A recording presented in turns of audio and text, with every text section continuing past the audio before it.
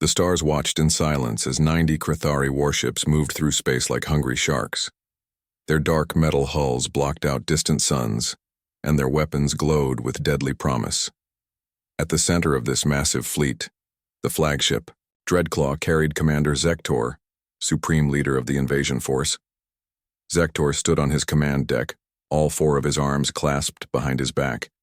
His insect-like eyes studied the tactical display with cold satisfaction. Through the main viewport, he could see the human station called Olympus. It was breaking apart, huge chunks of metal spinning slowly into the darkness. Fires burned inside the station, visible through torn hull plates. Escape pods drifted like seeds from a dying flower, most of them damaged or destroyed. "Commander, Zektor," called Lieutenant Grix from his post at the sensor station.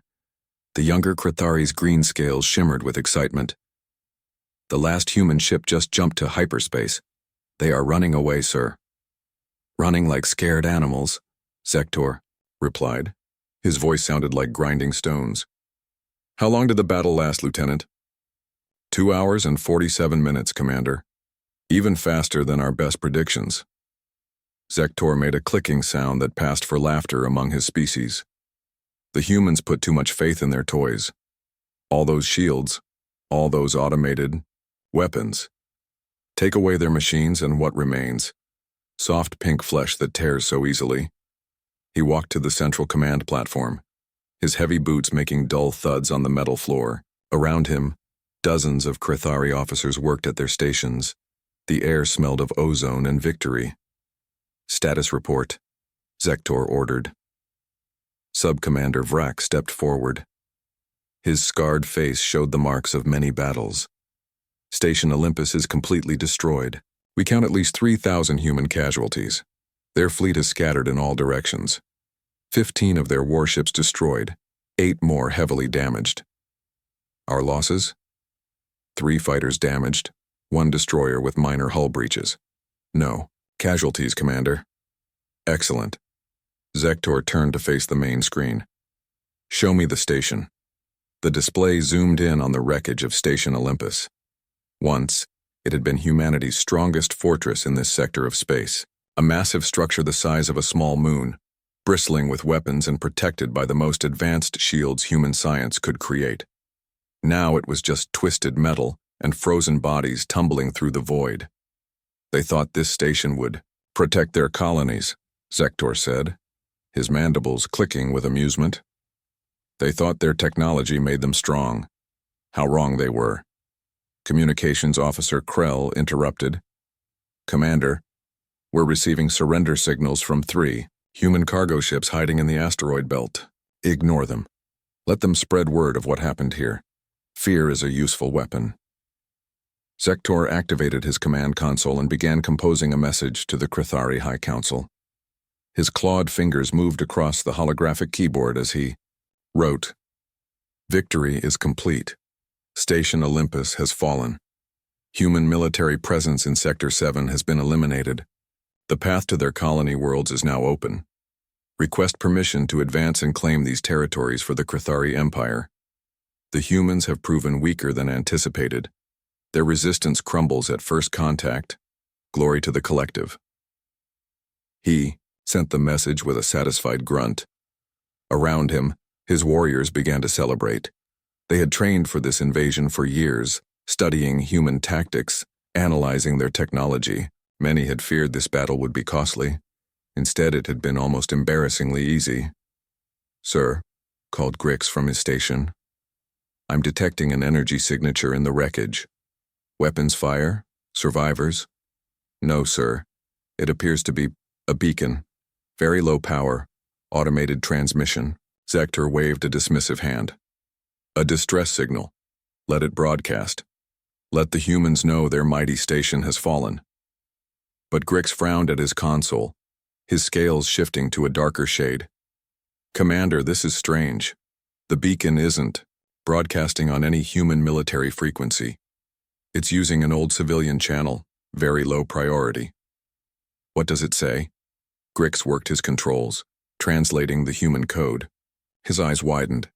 "It's just 4 words, sir. Repeating over and over." "Well, What are they? All is lost. Send Jake. Zektor laughed again, a harsh sound that echoed across the bridge. Send Jake? Is that some kind of human prayer? Perhaps. Jake is one of their gods. The bridge crew joined in the laughter. The idea of humans calling for divine help amused them greatly. Let them call for this, Jake, Zektor declared. Let them pray to their gods. Nothing can save them now. The outer rim belongs to the Krithari. The fleet began to move, spreading out to secure the area around the destroyed station. Ships deployed sensor buoys and established communication relays. Within hours, they had transformed the battlefield into a forward base for their invasion. But, far away at the very edge of human space, that simple message continued to spread. It bounced from relay to relay, crossing vast distances at faster than light speeds. Most human ships and stations that received it simply logged it as another piece of battle debris. Another cry for help that came too late, until it reached a small, unremarkable vessel drifting near an uninhabited star system. The ship looked like a converted cargo hauler, patched and repaired so many times its original design was barely recognizable. Inside, a single human sat in the pilot's chair, reading a book and sipping coffee from a cracked ceramic mug. When the message arrived, the ship's computer chimed softly. The man looked up, his gray eyes focusing on the communication screen. He read the 4 words once, then again. Slowly, he closed his book and set down his coffee mug. Well, said Jake Turner to the empty cabin, looks like my vacation is over. He reached for the ship's controls, his movements calm and unhurried. As the old engines hummed to life, Jake entered a set of coordinates that would take him directly to the ruins of Station Olympus. He didn't hurry. He didn't panic. He simply flew toward the battlefield where 90 Krithari warships celebrated their victory. The Krithari had no idea what that simple beacon had summoned.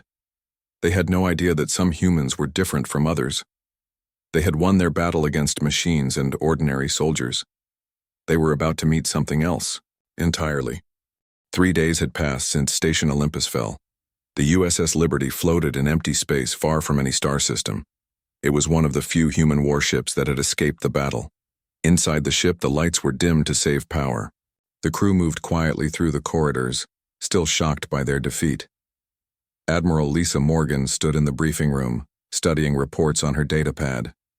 She was a tall woman with short gray hair and tired eyes. Her uniform, usually perfect, was wrinkled from 3 days without sleep. She had lost many friends when the station exploded. The door hissed open. Captain Dan Phillips entered first, followed by 3 other officers. They all looked exhausted. Behind them walked a man who seemed completely out of place. He wore a simple gray jumpsuit, the kind worn by civilian cargo workers. His brown hair needed cutting. His boots were scuffed.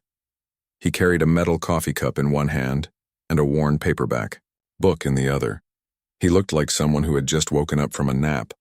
"Mr. Turner," Admiral Morgan said, "thank you for coming." Jake Turner found a chair and sat down. He placed his book on the table. It was an old detective novel with a torn cover. Then he took a sip from his coffee cup. "Got your message, Jake?" said. His voice was calm, almost sleepy. "Something about the Krithari?" Captain Phillips stepped forward. The younger officer's face was tight with anger. "Something about the Krithari? They destroyed Station Olympus. 3,000 people died. Our entire defense network in this sector is gone." Jake nodded slowly. "Sounds bad."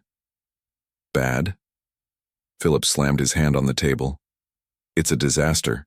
The colonies are defenseless. The Krithari fleet is preparing to advance. In 2 weeks, they'll reach our settlements. Millions of civilians will die." Jake took another sip of coffee. "And you want me to do something about it?" Admiral Morgan raised a hand to calm Phillips. She studied Jake carefully. To most people, he looked completely ordinary. Average height, average build, forgettable face.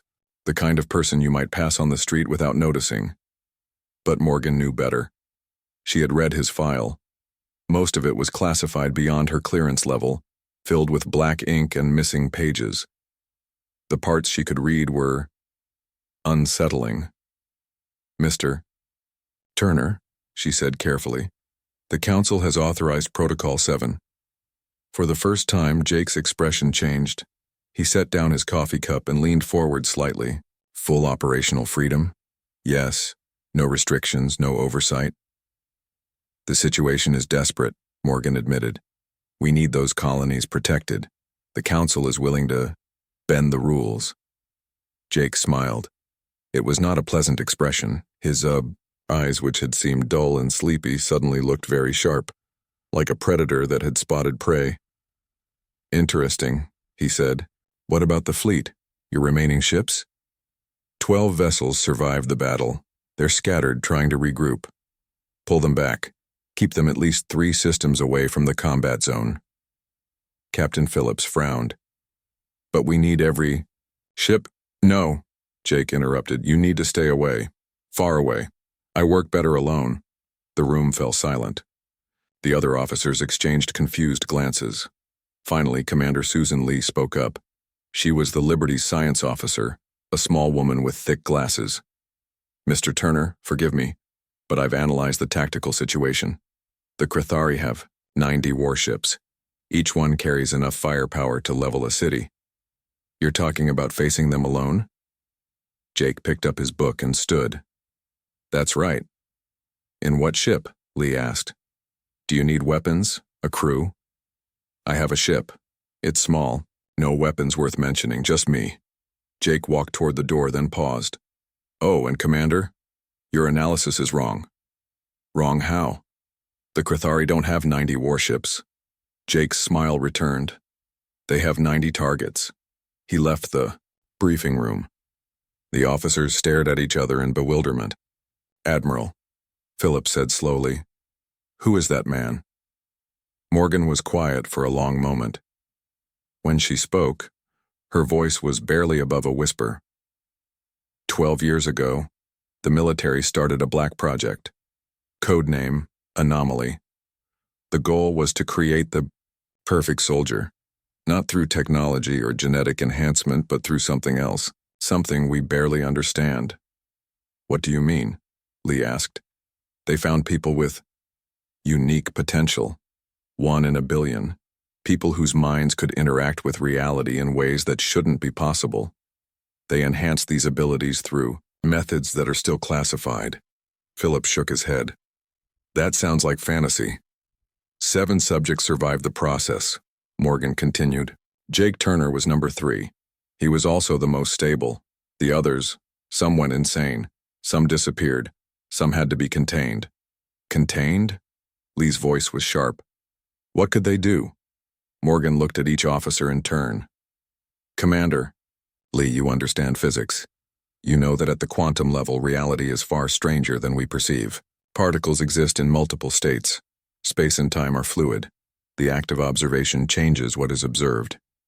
Yes, but these 7 people could observe reality differently, and by observing it differently, they could change it.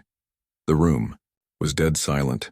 Outside the viewport, stars glittered in the endless dark. "You're saying," Philip said slowly, "that we just sent 1 man to fight 90 warships, and his weapon is—" "What?" "His mind?" "His perspective," Morgan corrected. "Jake Turner sees the universe in ways we can't comprehend, and in his universe, those 90 ships might as well be made of paper." An hour later, Jake's ship departed from the Liberty's docking bay. The officers watched from the observation deck as the small, battered vessel turned toward Crithari space. It looked like a toy compared to their warship. "He's going to die," Phillips muttered. Morgan didn't answer. She remembered something from Jake's file, a note written by the project's lead scientist. Subject 3 demonstrates unprecedented stability in reality manipulation. However, stability should not be confused with safety.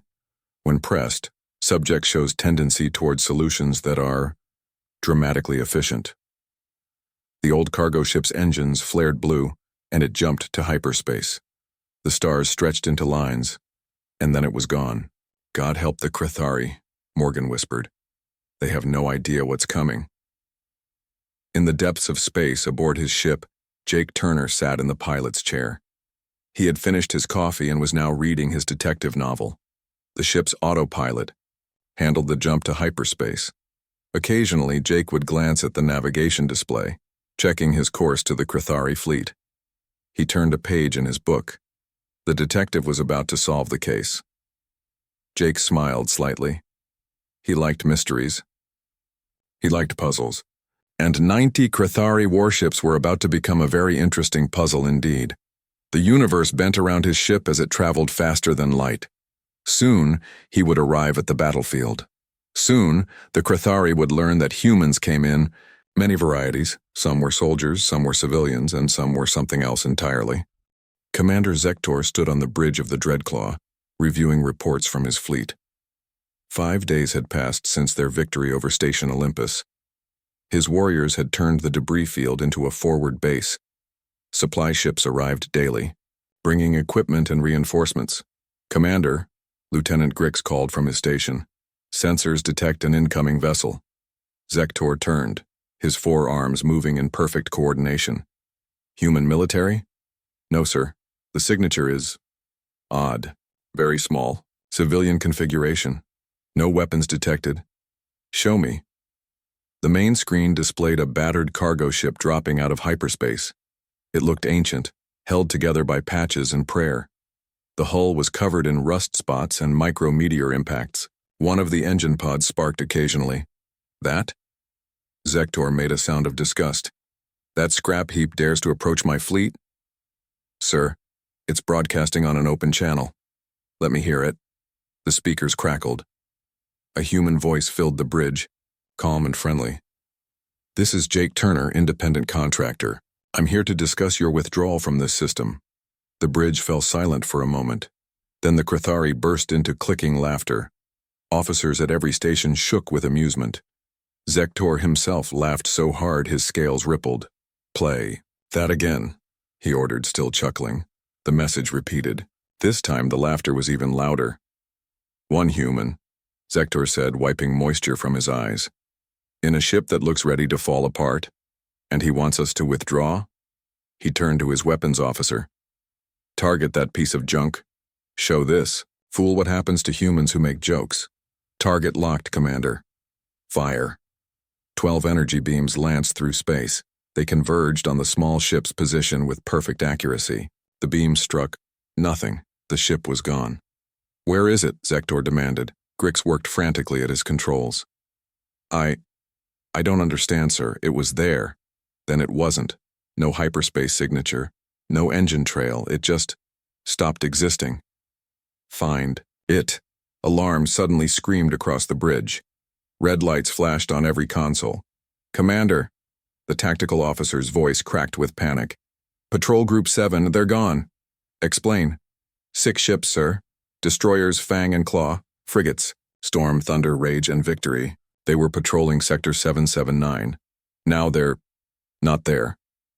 Zektor's mandibles clicked rapidly, a sign of stress. "Not responding? Destroyed?" "No, sir. Gone. No debris. No energy signatures. No distress signals. They just vanished. From our sensors." The human voice returned, still maddeningly calm. "That's 6. You have 84 ships left. 59 minutes remaining on my generous offer." "Find him!" Zektor roared. "All ships, active scanning. Full sensor sweep." The fleet came alive with activity. 90 ships, now 84, began intensive scans of the surrounding space. Powerful sensor beams swept through the void, searching for any trace of the small human vessel. "There," called a sensor operator. "Grid 427." The screen showed Jake's ship floating peacefully near a chunk of station debris. It hadn't been there a moment before.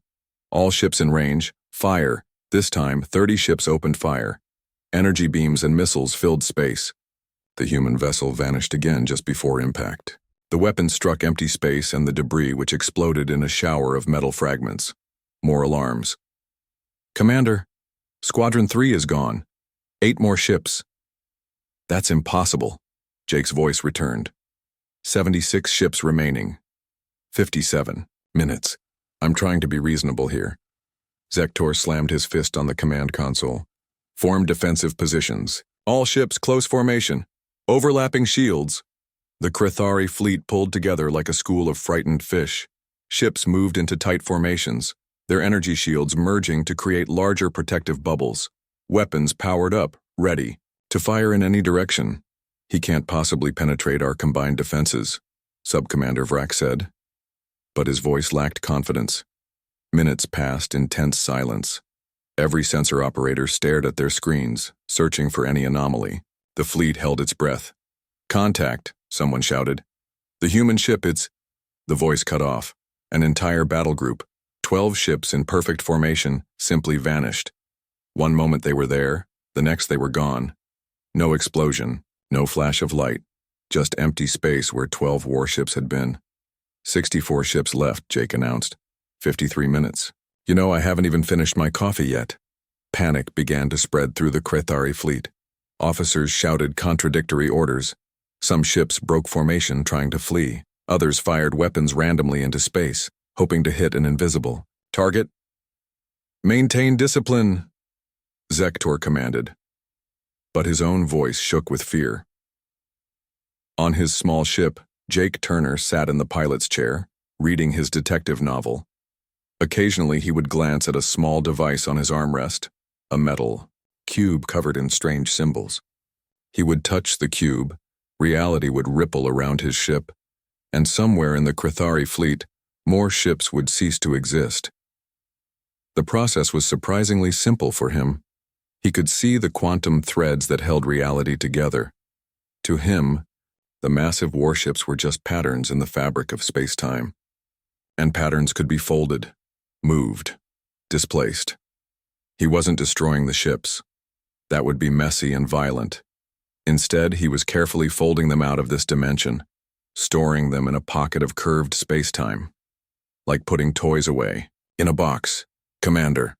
Grix's scales had turned pale with fear. "I'm detecting spatial distortions throughout the fleet, micro-rifts in space-time. It's like reality itself is bending. That's impossible. No human technology can—" Another squadron vanished. Then another, and another. 40 ships remaining, Jake announced. "You really should consider that withdrawal." Zektor watched his mighty fleet disappear piece by piece. No weapons fire, no battles, just empty space where his warriors had been. His confidence crumbled like sand. "What are you?" he whispered into the communication system. Jake's image appeared on the main screen. He was still reading his book, occasionally sipping coffee. He looked up, his gray eyes meeting Zektor's across the void. "Me? I'm just a human who was enjoying his day off. Your fleet interrupted that." He marked his place in the book with a finger. 35 ships left, 40 minutes. "What's it going to be, Commander?" Zektor stared at the human face on his screen. It showed no anger, no hatred, just mild annoyance, like someone dealing with a minor inconvenience, and that terrified him more than any weapon ever could. Chaos swept through the Krethari fleet like wildfire. Ships that had won countless battles now scattered in terror. Commander Zektor watched his perfect military machine fall apart as more vessels vanished into nothingness. "Formation Omega," he shouted. "All remaining ships defensive sphere around the flagship." The surviving warships rushed to obey.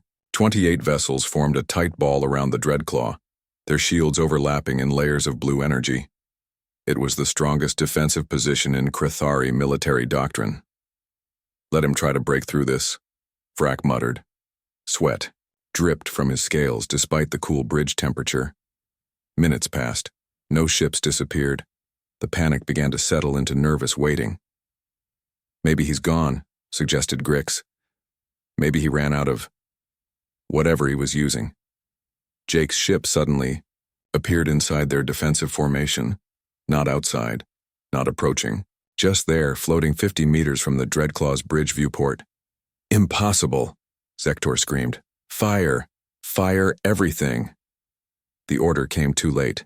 The inner ring of ships, 8 destroyers, folded inward like paper crumpling in an invisible fist. They didn't explode, they just compressed into points of light and vanished. 20 ships left, Jake's voice noted. 30 minutes. I'm almost done with this chapter of my book. Very exciting mystery novel. Zektor's mind reeled. Everything he knew about warfare, about physics, about reality itself was crumbling. His weapons were useless. his shields meaningless, his numbers irrelevant. All ships, he commanded. Random. Movement patterns, don't stay in one place. The remaining Crithari vessels scattered like startled birds. They jumped short distances through hyperspace, changed directions randomly, fired weapons in all directions. Space became a chaotic dance of desperate warships. It didn't matter. 3 ships vanished while jumping to hyperspace. 4 more disappeared while firing their main guns. 2 simply ceased to exist while spinning in evasive maneuvers. 11 ships, Jake announced. 25 minutes. In the human fleet's observation post 3 systems away, Captain Amy Rodriguez watched the tactical display with growing amazement. The mighty Crithari armada was being taken apart like a child's building blocks. "Admiral Morgan," she said quietly, "what exactly is Protocol 7? Morgan's face was grim. "The authorization to use resources we pretend don't exist. People like Jake are why humanity survived its early space conflicts. Not through superior technology or numbers, but because we occasionally produce individuals who bend the rules. Bend the rules of engagement, bend the rules of reality." Back at the battle, Commander Zektor had abandoned his bridge. He ran through the Dreadclaw's corridors, heading for the emergency command center deep in the ship's core. If he could reach the armored bunker, maybe. The corridor ahead twisted like rubber. The metal walls flowed like water. Zektor found himself back on the bridge, standing exactly where he'd started. "Going somewhere?" Jake's voice asked. The human's image appeared on every screen. He had put down his book and was looking directly at Zektor with those unsettling gray eyes. "9 ships remaining," Jake said. "I'm curious, Commander, do you know why you're losing?" Zektor's mandibles clicked frantically. "You're using some kind of forbidden technology. Dimensional weapons. Quantum manipulation." "No," Jake said simply. "I'm using perspective." "What? You see the universe as fixed, solid, following rules. I see it as fluid, flexible, open to interpretation." Jake leaned forward slightly. "In your universe, ships are made of metal and energy. In mine, they're just ideas, and ideas can be changed." Another ship vanished. Then another. 7 left. 15 minutes. "Please," Zektor said. The word tasted like poison in his mouth. The Crithari never begged. "What do you want?" "I told you. I want you to leave. Take your remaining ships and go. Tell your leaders that human space is protected." Jake's expression hardened. "And next time I won't be so gentle." "Gentle? You've destroyed my fleet." "No, I haven't." Jake smiled. "Want to see something interesting?" Space behind the Dreadclaw rippled like disturbed water. Suddenly, all the vanished Crithari ships reappeared. 83 vessels materialized in perfect formation, completely unharmed. Their crews were intact, their systems functioning. But something was different. Each ship now had human letters painted on its hull. "Return to sender." "Your people are alive," Jake explained. "I just put them in storage for a while. Folded them sideways through space-time. They experienced nothing. From their perspective, no time passed at all." Zektor stared at the returned fleet in shock. His mind struggled to process what he was seeing. This human hadn't destroyed anything. He had simply moved them, played with them like toys. "How?" Zektor whispered. "Does it matter? The point is, I could have destroyed them. I chose not to. Because despite what you think, humans aren't monsters. We're just very creative when we're threatened." Jake's ship began to move away. "You have 5 minutes to begin your withdrawal. All 90 ships don't come back." "Wait," Zektor called. "Who are you? What are you?" Jake paused. For a moment, his casual mask slipped. Zektor caught a glimpse of something vast and strange in those gray eyes, something that didn't quite fit in a human shape. "I'm a reminder," Jake said. "A reminder that humans come in many forms. You fought our machines, and won. You fought our soldiers and won. But there are other kinds of humans, the kind you can't fight with weapons. Are there more like you?" Jake's smile was mysterious. "Enough. We don't advertise our existence. We live quiet lives, reading books and drinking coffee. Until someone threatens our species. Then we put down our cups and go to work. The communication ended. Jake's ship jumped to hyperspace, leaving the Crithari fleet floating in shock. Commander Zektor looked at his bridge crew. None of them spoke. What was there to say? They had witnessed the impossible, fought the unbeatable, lost to a single human who treated their mighty fleet like a minor inconvenience. "Sir?" Grix finally asked. "Your orders?" Zektor closed all four eyes. When he opened them, his decision was made. "All ships," he commanded. "Prepare for withdrawal. We're leaving human space." But the High Council didn't face what we just faced. They'll understand when they see our sensor logs, and if they don't... Zektor shuddered. Let them send their own fleet to face the humans' guardian. The 90 Crithari ships formed up and jumped to hyperspace. They left behind the ruins of Station Olympus, their abandoned supply bases, and their dreams of easy conquest. They also left with a new understanding. Humanity's greatest weapon wasn't technology. It was the occasional individual who could rewrite the rules of reality itself. The Crithari fleet jumped through hyperspace, racing back toward their home territory. Commander Zektor stood alone in his private chamber, staring at the tactical recording of their encounter with Jake Turner. He had watched it 17 times. It still didn't make sense. On the bridge, his officers worked in silence. Nobody wanted to speak about what they had witnessed. How could they explain it to the High Council? How could they describe a single human who treated their warships like toys? 3 days later, Jake's ship drifted near the construction site of the new Station Olympus. Human vessels swarmed around the growing structure, rebuilding stronger than before. Jake sat in his pilot chair, finally finishing his detective novel. "Good book?" Admiral Morgan's voice came through the comm system. "Not bad. The butler did it." Jake closed the book and stretched. "Your station should be ready in 6 months. I suggest better shields this time." "The Crithari?" "Won't be back. I had a chat with their commander. He understands now." Morgan paused. "Jake, the council wants to thank you. They're offering—" "No thanks," Jake interrupted. "I just want to go back to my vacation. There's a nice planet with purple sunsets I've been meaning to visit." "What if we need you again?" Jake smiled. "You know how to reach me. Just try not to need me during coffee time." His ship turned away from the construction site. The engines hummed to life, ready for another jump to hyperspace. "Jake," Morgan called. "One last question. Are you really human?" Jake considered this for a moment. "I was born human, I'll die human. What happens in between?" He shrugged. "That's just perspective." The ship jumped, leaving behind a streak of light. In Crithari space, the High Council gathered to hear Zektor's report. The 12 supreme leaders sat in their crystal chamber, their scales glowing with authority.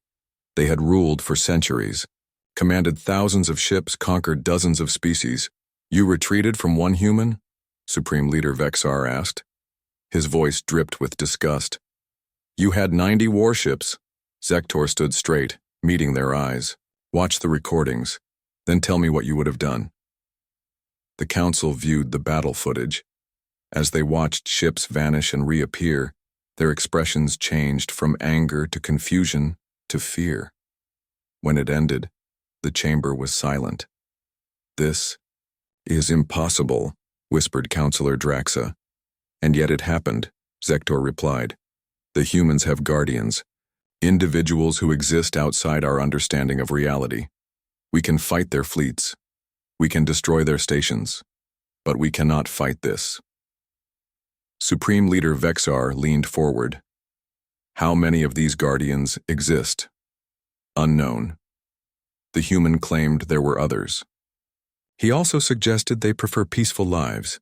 They only act when humanity is threatened. The council exchanged glances. Finally, Vexar spoke. "New directive. Human space is off limits. No raids, no invasions, no provocations." "But Supreme Leader..." "No," Vexar's voice echoed through the chamber.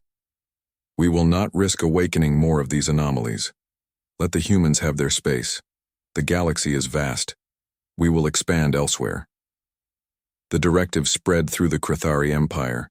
Within days, all their forces pulled back from human borders. Trade agreements were quietly offered. Peaceful contact was established. Other species noticed the change. The Crithari, who had terrorized the galaxy for generations, now carefully avoided human territory. Rumors spread. Stories grew. The tale of Station Olympus and the human who folded reality became legend. Humanity rebuilt in peace. Their colonies flourished. Their fleets grew strong. And somewhere in the vast emptiness between stars, 7 unusual individuals lived quiet lives. They read books, drank coffee, and watched the stars. The galaxy had learned an important lesson. Humans were dangerous not because of their weapons or their numbers, but because of their endless variety. Among billions of ordinary people, there would always be a few who were extraordinary. And sometimes, when the need was great, they would put down their coffee cups and remind the universe why humanity had survived among the stars. Never declare victory over humans. You never know which one they might call the end.